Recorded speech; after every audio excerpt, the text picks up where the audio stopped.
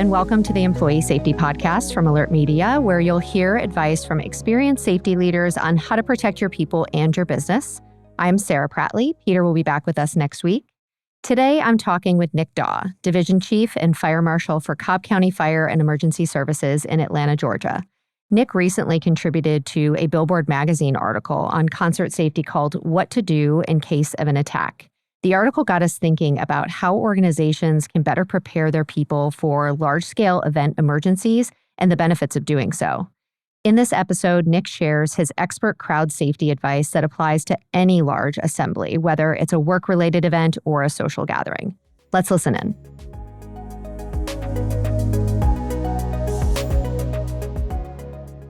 Hey, Nick, thanks for being here with us today. Thanks for having me, Sarah.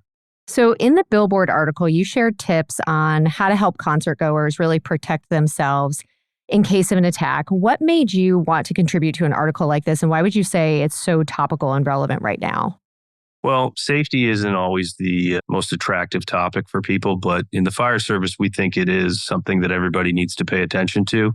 You know, with some of the challenges that have been happening internationally, there is some concern of heightened awareness towards active shooters and terrorist situations. So we felt it was a good opportunity to take some of the basic fundamentals we have that we try to teach and get that information out while people are paying attention.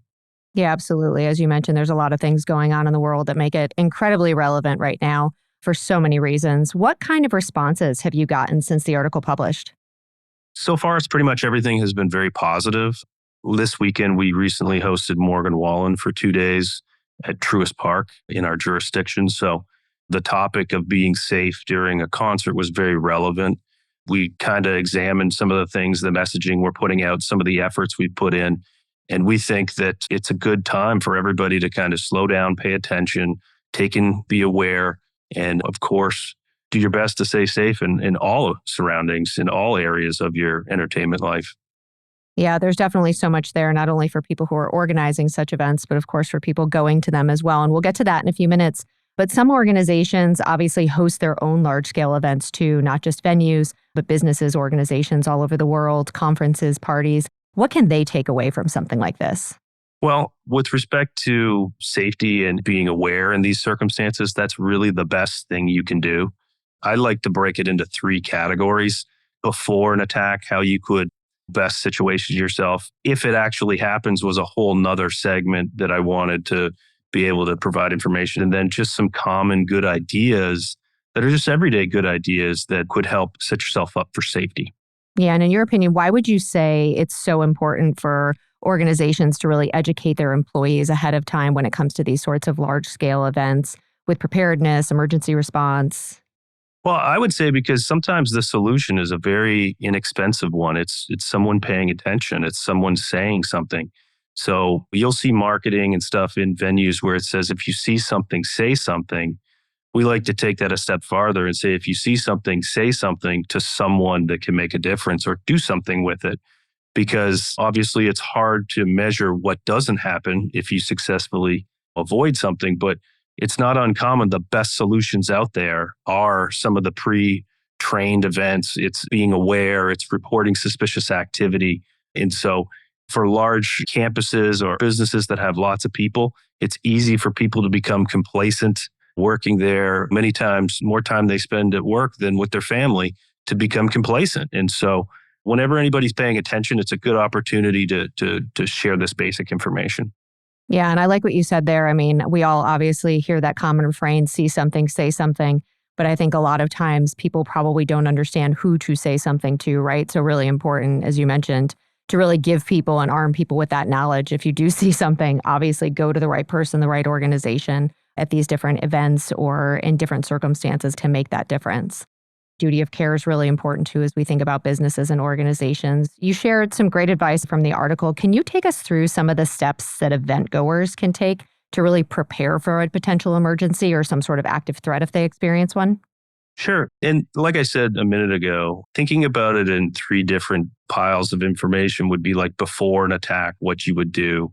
If it happens is a whole different subset of things, and then some good ideas to set yourself up for safety. I would say that before an attack, you never know when an attack's going to happen, obviously. So these things for venues are the same things you could apply in regular business properties. So I would say that you should know the venue and your surroundings. You should know the way ins and out of your businesses, familiarize yourself with like your layouts. In an event environment, a buddy system sounds kind of cheesy, but it is a thing in 2023 that if you're going to an event, you should, if it's a group of girls, if it's a group of younger adults, teenagers, you should use a buddy system and you should know what each other are doing and wearing and being familiar with how to contact each other. We mentioned suspicious activity. That's a great thing on the before category. Another thing would be establishing a meeting point. If you're going to get separated, that happens for various said reasons, not just in the event of an attack. Having a predetermined location for you to connect or meet, or if we get separated, meet back here. Those are sound, inexpensive things that you can just do. And then, of course, stay informed. You'll notice there's a lot of things messaging wise for ways finding in these venues or these properties. There's many times a lot of signs that people don't pay attention to or scrolling menus. Those usually provide good information that not everybody pays attention to. And then, of course, when you get into large crowds, that is a whole different beast, I would say. And I traditionally try to stay to the back of the crowd. I traditionally try to know where there's a way in and a way out. I think some of the tech information we get in our safety codes will say that 70% of all people will go in and out the same way. So if you enter a building, people try to go out that way. It's very good information to know there's many marked exits all throughout these buildings, and there's more than one way out. So having that is also good information. If for some reason an attack does happen, there's a couple of things you should do. The first thing is react immediately.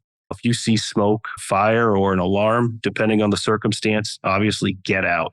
This was a thing in the Station nightclub. You guys probably are familiar with, I think it was a Great White concert in Rhode Island 10, 12 years ago. People just didn't realize that the fire wasn't part of the show. And when you notice that it is, it sometimes can be too late to react. So obviously get out, meet at your predetermined location I suggested, and then, a communication plan, text groups. We use text groups even from the fire and EMS side because it's very hard to hear a radio in these loud environments. So we use text. But in closing, I would say some of the good ideas that you can just put in place to, set yourself up for optimal safety would be know those ways to get out. Exits are marked.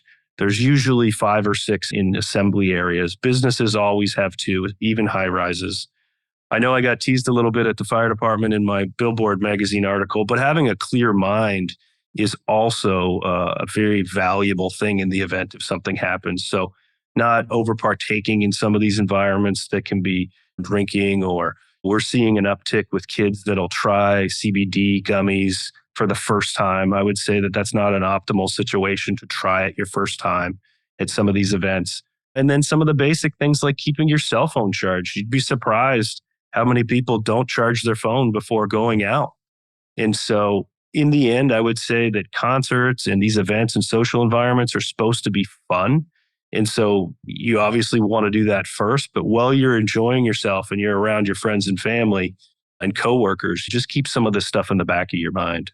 Yeah, absolutely. It sounds like there's a lot of very easy things that we can all do, just kind of taking note of our locations when we walk into an atmosphere or a different event. As you mentioned, there's so many simple things, right? Charge your cell phone, be on a text message chain. And I think they're probably things that we all think, yeah, that is really smart, but maybe we don't do it as kind of a natural practice. When you think about some of the instances that you mentioned, there's obviously a lot of things that can happen. We live in a country where, unfortunately, there's a lot of gun violence and activity. What would you say for some sort of active threat, like maybe a shooting situation or some sort of suspicious behavior? Anything you would offer to people in an environment like that? Well, I would say obviously react immediately. This is where some of those things I previously mentioned come into play with knowing where to meet people, getting out, calling 911, don't delay. Being part of the fire department, it doesn't intimidate me to call 911, but there's a lot of people that do get uncomfortable thinking that they don't want to call 911 until they absolutely know it's an emergency. So I try to take an opportunity whenever I see those people to say, this is part of the routine. We need that call. There are some strategies with respect to staying, fighting, or flighting. Those are all going to be different depending on the property you're on. And you should work with your property owner and your building owner or your business on how you want to approach those. But usually the best course of action is to react immediately, utilize your communication plan, let people know where you are if you can't get out, but essentially try to get out as well. Yeah, Nick, you mentioned a really important point there. I think a lot of people are probably intimidated by the concept of picking up the phone, dialing 911, and then what, right? Wanting to make sure that they have a ton of information. But like you said, really important just to make that initial call and try and do something to help. Obviously, if there is suspicious activity, it could obviously go a long way. And maybe it's only a finite amount of time if it doesn't end up being a situation. So yeah, definitely something important for people to remember. Yeah, it's easy, low-hanging fruit for sure.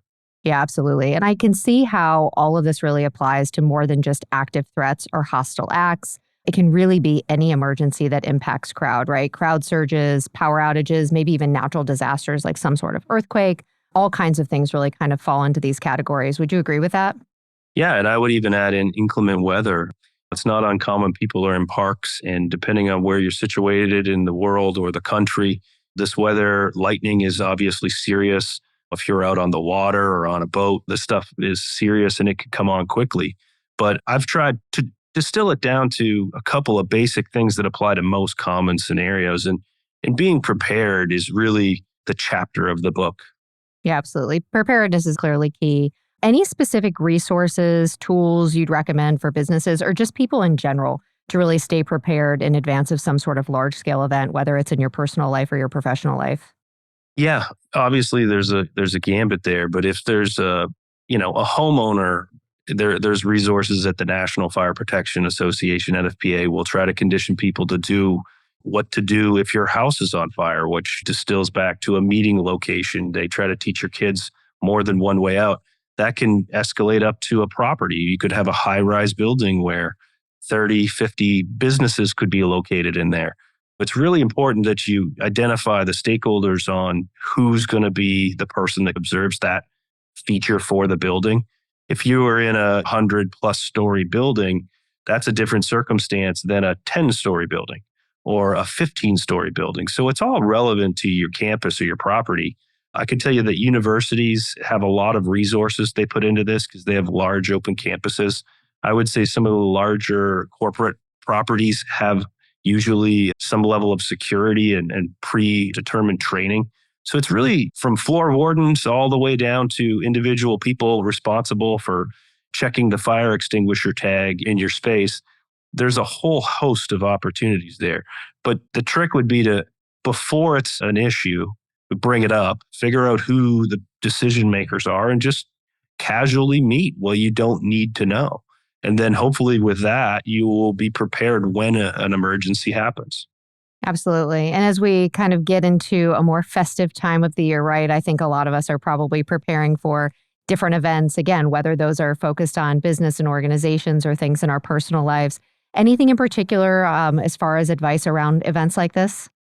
Yeah, we're moving into the outdoor cooking season, and there's going to be an uptick in unintended fires from could be grilling, smoking, or the more common one is turkey frying fires, where people would forget to fully thaw the turkey and put it in a boiling vat of oil and it can overflow. Hopefully you moved away from your home and aren't doing it on a combustible deck, or Christmas comes around and there's a lot of issues related to trees.